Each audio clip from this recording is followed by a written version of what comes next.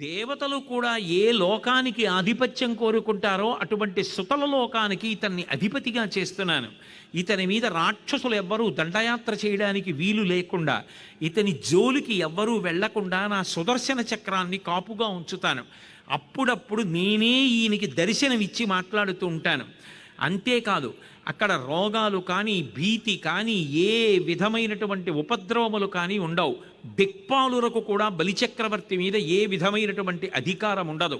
ఇక్కడ సుతల రాజ్యాన్ని పరిపాలించిన తర్వాత సావర్ణిమను వేళకు దేవేంద్రుండగునితడు దేవతలకు దుర్భాసితమగు నాతోటికి రావింతును అందు మీద రక్షింతుదయన్. నేను ఈ సుతలలోక పరిపాలన పూర్తయిపోయిన తర్వాత నేనే మళ్ళీ ఇతన్ని దేవేంద్ర పదవిలో కూర్చోపెడతాను. దేవేంద్ర పదవి పూర్తయిపోయిన తర్వాత దుర్భాసితమైనటువంటి నా చోటికి ఇతన్ని రప్పించి శ్రీవైకుంఠంలో నాలోకి ఐక్యం చేసుకుంటాను.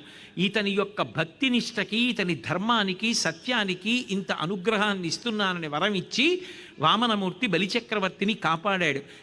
తదనంతరం తాను తీసుకున్న రాజ్యాన్ని ఇంద్రుడికి ఇచ్చాడు.